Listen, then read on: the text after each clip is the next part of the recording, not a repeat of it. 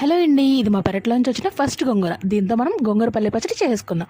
ముందుగా గోంగూర నీట్గా క్లీన్ చేసుకుని ఒక దాకలో హాఫ్ దాకా వాటర్ తీసుకుని దాంట్లో పెట్టేసుకుందాం గోంగూరని. తర్వాత దాన్ని తీసుకెళ్ళి స్టవ్ మీద పెడదాం.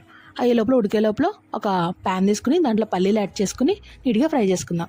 తర్వాత కొంచెం ఆయిల్ యాడ్ చేసుకుని తగిన పచ్చిమిరపకాయలు 4 ఎండుమిరపకాయలు కూడా వేసుకుని వేయించుకుందాం. వేయించుకున్న తర్వాత ఈ లోపల గోంగూర ఉడికిపోతుంది. దాన్ని తీసి స్ట్రెయిన్ చేసేసుకుందాము. గోంగూర ఉడికిన తర్వాత ఇందాక వేయించిన పచ్చిమిరపకాయలు కొంచెం చింతపండు కూడా తీసుకుందాం. తర్వాత ఒక మిక్సీ గిన్నె తీసుకుని 4 ఎల్లుల్లిపాయలు, కొంచెం జీలకర్ర, ముందుగా వేయించిన పల్లీలు వేసి బరగ్గా మిక్సీ పట్టుకుందాం. తర్వాత పచ్చిమిరపకాయ ముక్కలు కూడా వేసుకుని మిక్సీ పట్టుకుని దాంట్లో కల్లుప్పు కొంచెం యాడ్ చేసుకుందాం. తర్వాత గోంగూర కూడా యాడ్ చేసుకుని మెత్తగా మిక్సీ పట్టుకుందాం. తర్వాత ఒక ఉల్లిపాయ చిన్నగా ముక్కలు కట్ చేసి కచ్చాబిచ్చా మిక్సీ పట్టుకుని దాంట్లో కలిపేసుకుందాం. అంతే, గోంగూర పచ్చడి రెడీ అయిపోయింది.